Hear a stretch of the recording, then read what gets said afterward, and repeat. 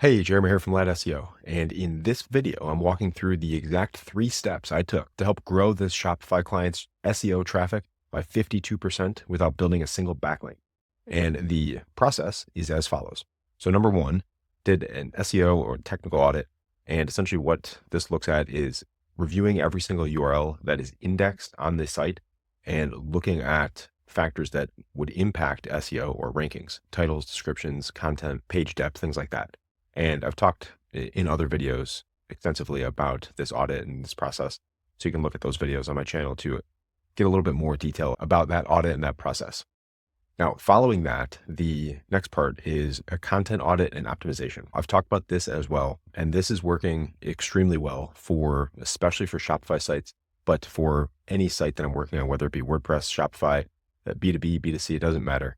As long as you have content on your site, this process can work extremely well to drive new traffic and improve rankings as well. The process here is to go into Search Console and you find pages with high impressions and likely low clicks. Now, you can also optimize pages that have high clicks as well and work to improve those. But generally speaking, you're going to find the best returns on pages with high impressions that you're just not ranking super well for. Then you review those queries from those pages that are underserved in the content. What that means is basically finding keywords or phrases that you either don't have in the content at all, or you don't have many times. Oftentimes I'll see where that specific keyword or phrase is mentioned once in a 1,000-word piece of content.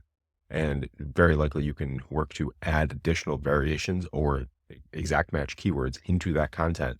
And I'm seeing rankings improve significantly by just doing that. And then, like I just mentioned, add keywords to the content based on that data above. And then lastly, internal linking audit and optimization.